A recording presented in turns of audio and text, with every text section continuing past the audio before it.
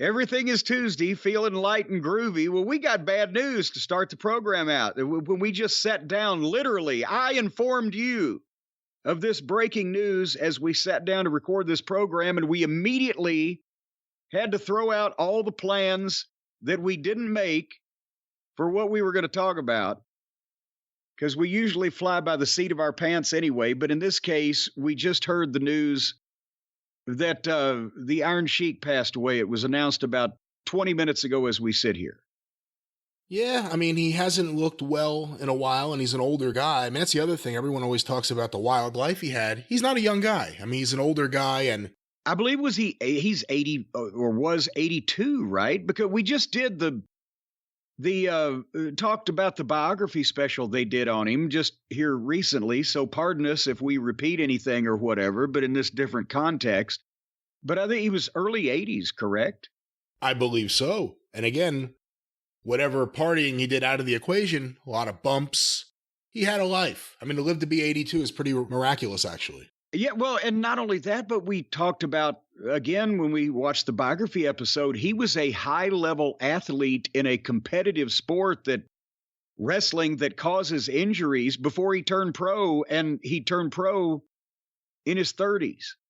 So he had a lot of miles on that body, but that's what we were mentioning. You know, we talked about it, his earlier career in pro wrestling.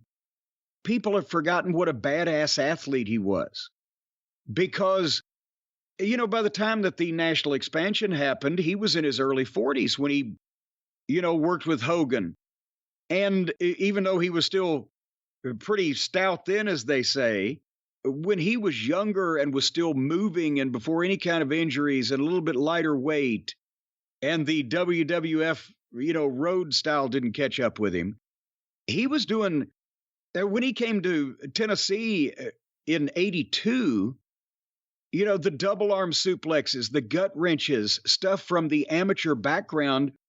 And it was cool that the Sheik, Farhat, was obviously, he was not a high level, you know, Olympic level amateur wrestler. So when he did his gimmick, it was all crazy and all wild.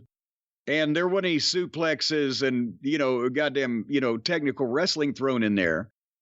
But with the Iron Sheik, and you remember seeing the Mid-Atlantic videos especially. Yeah. He was a badass Brock Lesnar level amateur doing these suplexes that weren't common at the time. Most people didn't do them. And all these amateur throws. And at the same time, was doing the crazy Sheik gimmick where he was throwing the fireball and pulling a butcher knife literally out of his fucking boot and sawing on guys' heads. So it was, if you believe that, and also because of his personality, you believe that he had a fucking screw loose and was dangerous. He had that aura to him.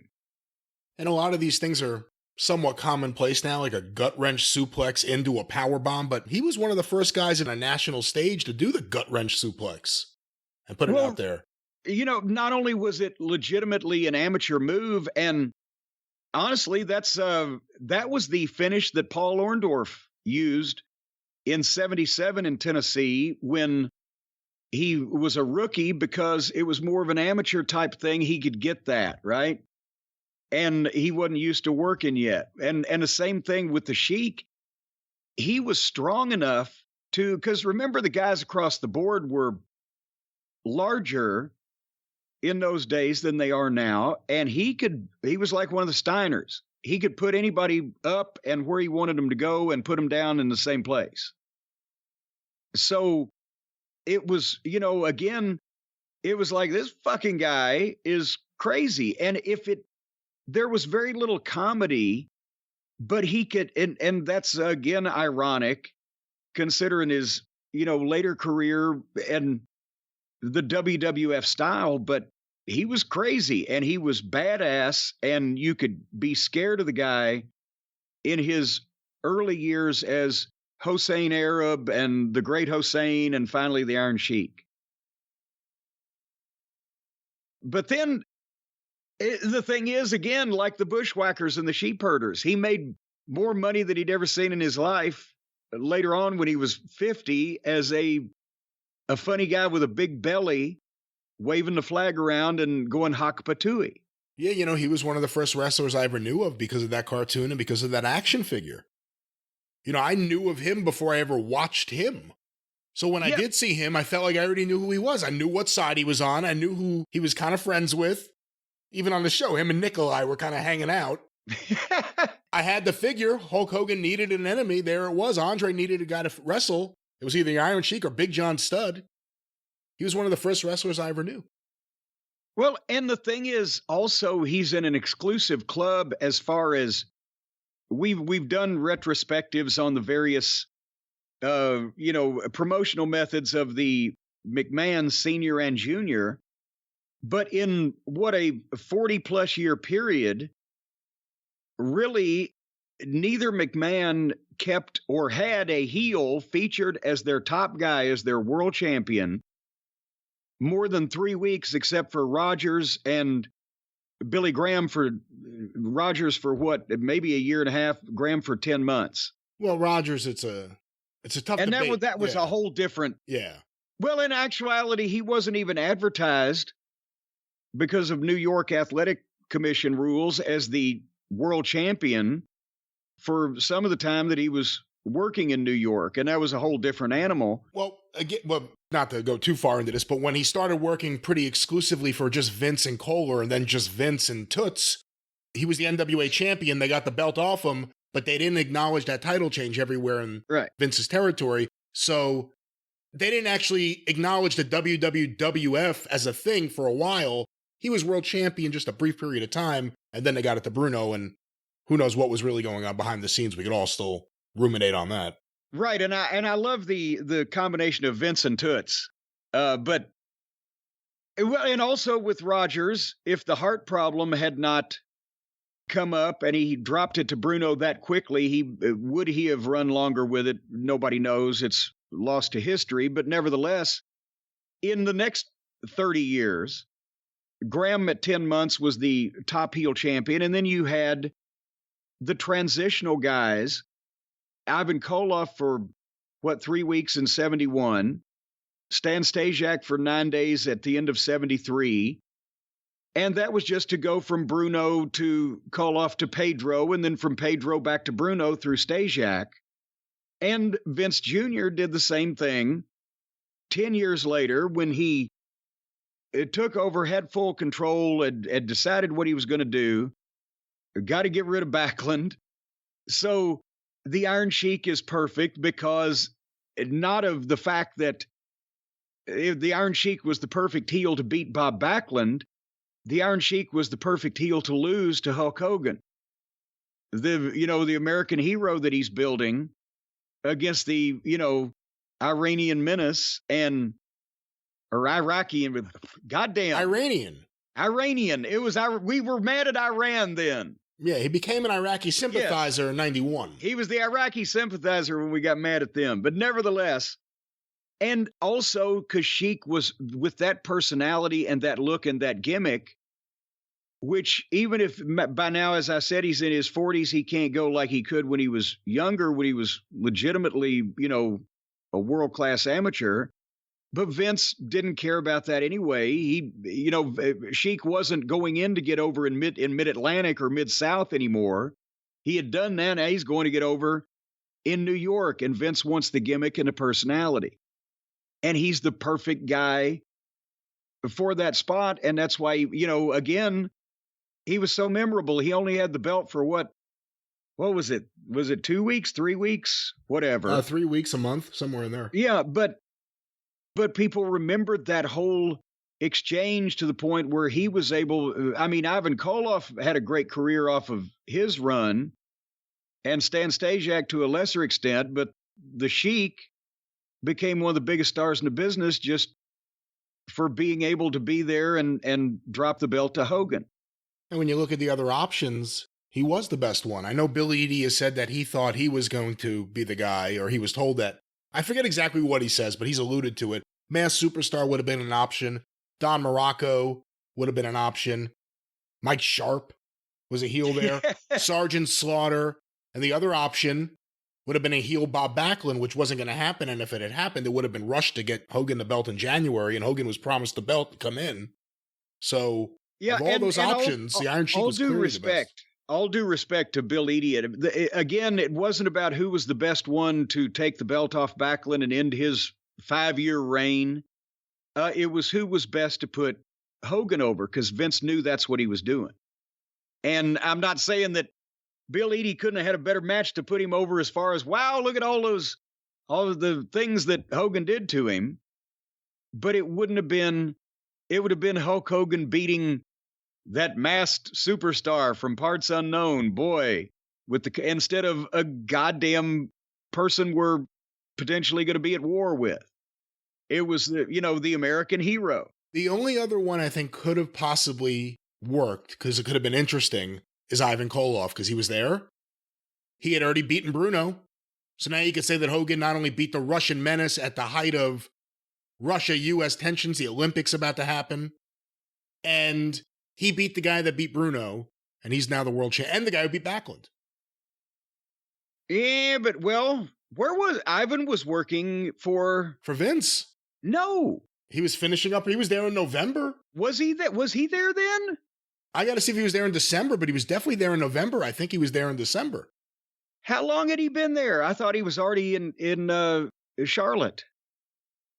Well, I've lost track of his booking book there for 83. But anyway, but then the modern Sheik, Iron Sheik, began, as far as the, what we know of him today, and the outlandish personality and the cartoons and the ice cream bars and the whole 9 yards. And we've told the story that he was one of the first set of 4 or 6 action figures and got like $80,000 for a quarter back in those days.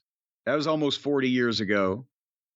Because as you mentioned, they had to have the kids with the Hogan figure, had to have somebody for Hogan to beat up. And I think they've estimated, and I don't know if there's an exact amount, but I got to think that they made, at least, I could double check actually how many units they think they made. And again, there were only 5 options to start: Hogan, Andre, Snuka, John Studd, Iron Sheik. Eventually they introduced Nikolai and then Piper and Junkyard Dog and everyone, but that was the initial 5. And if you bought one, you needed 2. And so, again, since there were basically no action figures, you had 1 million kids with these fucking figures. But it's estimated that there were 800 to 900,000 Iron Sheik figures made, including the tag team sets later on with Nikolai Volkov. That's almost as many action figures as I've sold over the last couple of years. You have a better overhead, too, than this. Well, that's true. I do keep costs down. Feather bottoms work cheaper than those folks up in Stamford in the office. But anyway, so I guess, again, being in his early 80s, people would say, oh, geez, it hadn't been that long ago. And that's why I mentioned that he started late. Can you imagine if he'd have gotten out of Iran and come to the United States and got into the wrestling business earlier? Let's say if he started when people mostly usually start, let's say right after college at 22, that would have been, instead of starting in 72 with that Vern's training camp, or 73, he would have broken into business somewhere around 1960. And can you imagine if he'd have been a pro for 25 years already before he even got to the modern WWF era? That would have been fucking wild. Him and Danny Hodge would have been going at it for years. Oh my God. You know what, and here's the thing, because remember we talked about Ali Vaziri, his original name and gimmick. He was 218 pounds and had the washboard ab stomach and hair. Some hair, not a full head.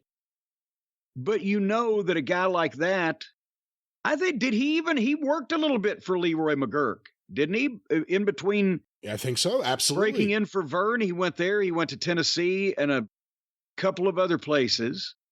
just as a preliminary guy, but McGurk would have been all over that. A junior heavyweight shooter that's Olympic level credentials, and Danny Hodge is the top, and he's Iranian, and Danny Hodge is the top guy in my territory, the most famous junior heavy or light heavyweight or whatever wrestler in United States history. That would have been, so they would have been, and as a matter of fact, if just while we're still supposing, if Sheik had broken in his 20s instead of 30s and worked for Leroy McGurk against Danny Hodge in the Oklahoma territory in the mid-60s, who else did they send over there when he first started? Jack Briscoe. Yeah. You would have had an NCAA champion, a former Olympic silver medalist, and the goddamn Iranian national champion in the same territory. And McGurk would have loved that because it's lighter weight guys and shooters. And also because Iran wasn't the enemy they would become in 1979, you can have them both, you can make it a bigger story for the sports section than just the heel Iranian. Yeah. It's a sports story now because you have two known collegiate athletes or amateur athletes competing, even though it's professional. And again, that was right down McGurk's alley. That's so it would have been interesting if somehow it had come to pass that he started out of his college age years instead of mid-30s. And you first saw him when he came to Memphis in 83, or you saw him before that as the Iron Sheik? No, I had seen him a couple of times when Crockett came to Cincinnati. I'd never met him. Obviously, we had seen, the pictures in the magazines of either Hossein Arab or the Great Hussein. As we mentioned, and when we talked about his biography, there was programs from Texas, where I think is the first place he did the gimmick. And the pictures of him looked nothing like the Ali Vaziri you had seen a few years earlier. He was much heavier and bald-headed. So at the time, no internet, and I'm just barely starting to get smart. In those days, when somebody would completely change their look like that and go someplace else under another name, you'd look and go, who the fuck is that? Your mind would register that they seemed like they should have been somewhere before, but you've never heard of them in the magazines or seen them on whatever. And then he had a run in the WWF, but again, that was before cable. But then with the Carolinas, that was about the time that home video came in, and as well, Crockett had opened up Cincinnati, and I used to go up there and watch some of the live events before I got into business and had to be traveling the other direction. And again, he moved and bumped and fucking threw people around and etc. But that was, again, I was in the bleachers in Cincinnati. When he came to Memphis is when not only I got the chance to meet him, and we talked about the car trip he took with me and my mom and some of the other shit, and everybody knows the fuck the commissioner story.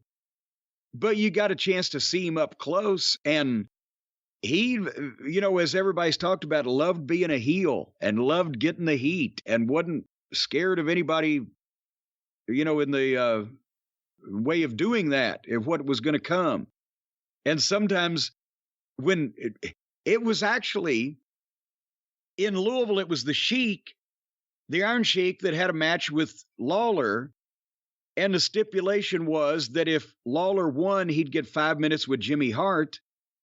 And that's where Lawler did win, but it was a disqualification because Sheik had done something, hit him with something, done something, where he was pretty much laying there almost unconscious, just selling.